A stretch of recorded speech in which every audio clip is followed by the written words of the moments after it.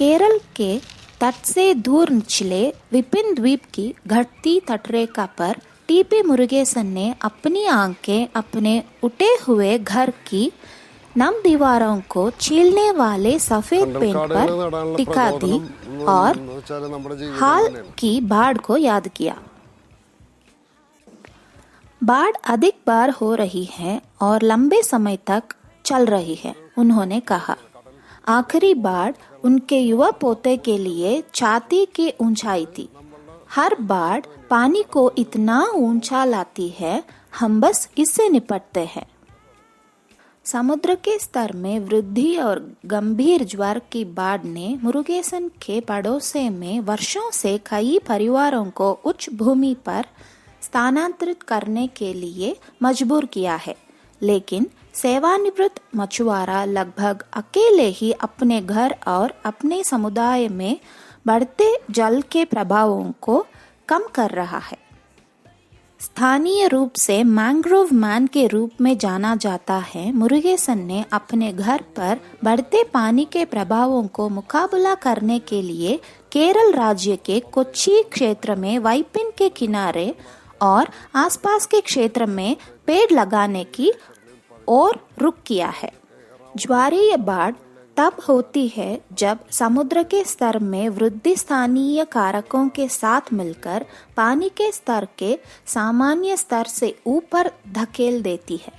Mangrove समुद्र के स्तर में वृद्धि ज्वार और तूफानी के लहरों के खिलाफ प्राकृतिक तटीय सुरक्षा प्रदान कर सकते हैं, लेकिन उनके जीवन के दौरान राज्य में वन आवरण कम हो गया है। मुरुगेसन ने कहा कि वह सुंदर प्रचुर मैंग्रोव से घिरा हुआ बड़ा द्वीपों को समुद्र से अलग करता है। अब राज्य की वित्तीय राजधानी कोच्चि मैंग्रोव के केवल खंडित टुकड़े देख सकते हैं। उन्होंने कहा, उन्होंने बाढ़, समुद्र के कटाव और तूफान के खिलाफ हमारे घरों की रक्षा की, जो हमारे जीवन, हमारे पारिस्थितिकी तंत्र का एक अविभाज्य हिस्सा हुआ करते थे। केवल यही हमें बचा सकते हैं। मुरुगेसन ने कहा कि उन्होंने 1 लाख से अधिक मैंग्रोव लगाए हैं। वह बारी बारी से पौधे लगाते हैं और ज्यादातर काम खुद करते हैं। चेन्नई में स्थित एक गैर सरकारी संगठन MS स्वामीनाथन रिसर्च फाउंडेशन से पौधे के रूप में कुछ मदद मिलती है। उनके प्रयास विपरीत दिशा में एक मजबूत प्रवृत्ति के खिलाफ आते हैं। इंडियन स्पेस रिसर्च ऑर्गेनाइजेशन और Kerala university of fisheries and ocean studies द्वारा पिछले साल जारी एक अध्ययन के अनुसार एर्नाकुलम डिस्ट्रिक्ट, जिसमें कोच्चि भी शामिल है, वे अपने मैंग्रोव पारिस्थितिक तंत्र का लगभग 42% खो दिया है, जिसमें वाइपिन में दक्षिणी पुदुवाइपिन क्षेत्र में बड़ी गिरावट शामिल है। केरल वन विभाग के अनुसार 1975 के बाद राज्य में मैंग्रोव कवर 700 वर्ग किलोमीटर से घटकर सिर्फ 24 वर्ग किलोमीटर रह गया है। मुरुगेसन के उद्देश्य के प्रति समर्पण ने उन्हें प्रशंसा, पुरस्कार और वरिष्ठ राजनेताओं के दर्शकों को जीता है, लेकिन उनके घर को तत्काल लाभ से परे प्रोत्साहन नहीं मिला है। उन्होंने कहा कि 2014 में उन्होंने क्षेत्र में और उसके आसपास लगाए गए मैंग्रोव घने जंगल में विकसित हो गए हैं और ज्वारीय बाढ़ की तीव्रता को कम करने में मदद कर रहे हैं, लेकिन फिर भी वह अपने प्रयासों को जारी रखे हुए हैं। हजारों नए मैंग्रोव पेड़ के बावजूद अन्य कारक जैसे जलवायु परिवर्तन, मतलब ज्वारीय बाढ़, लगातार और गंभीर हो गए हैं। कभी कभी बच्चों को स्कूल जाने से और लोगों को काम पर जाने से रोकते हैं। मुरुगेसन और उनके पत्नी गीता ने कहा, ये सब मानसिक रूप से थका देते हैं।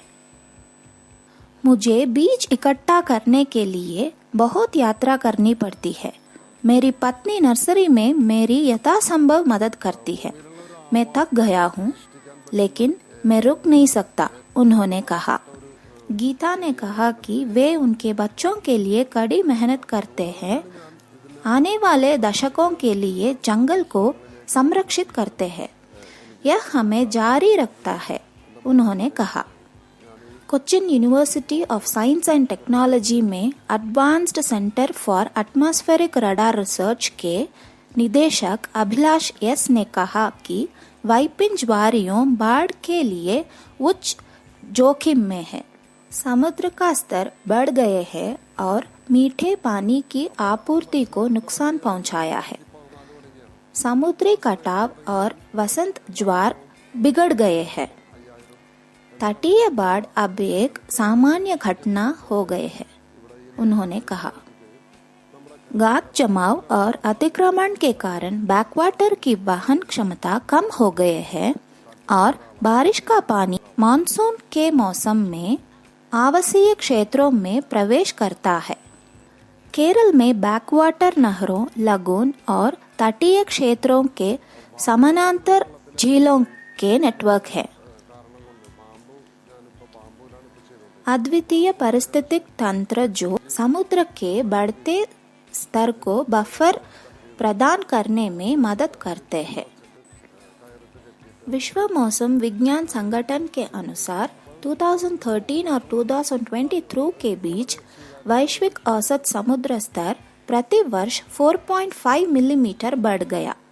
ये इंडिया, चाइना, द नेदरलैंड्स और बांग्लादेश जैसे देशों के लिए एक बड़ा खतरा है, जिसमें बड़ी तटीय आबादी शामिल है।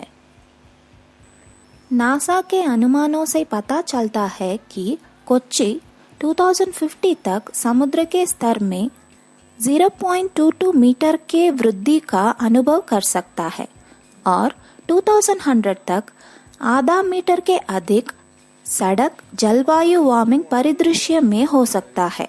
मुरुगेसन ने कहा, कई परिवार चले गए हैं। तट के 50 मीटर के दायरे में रहने वाले मछुआरा परिवारों को केरल सरकार द्वारा संचालित पुनर्वास योजना के माध्यम से 10 लाख रुपए की वित्तीय सहायता मिलती है। इसके तहत कवर नहीं किए गए लोगों में से केवल कुछ के पास सुरक्षित स्थानों पर स्थानांतरित होने का साधन है। कुछ मछुआरे परिवार मानसून के मौसम में सरकारी आश्रयों में चले जाते हैं और उसके समाप्त होने के बाद लौट आते हैं।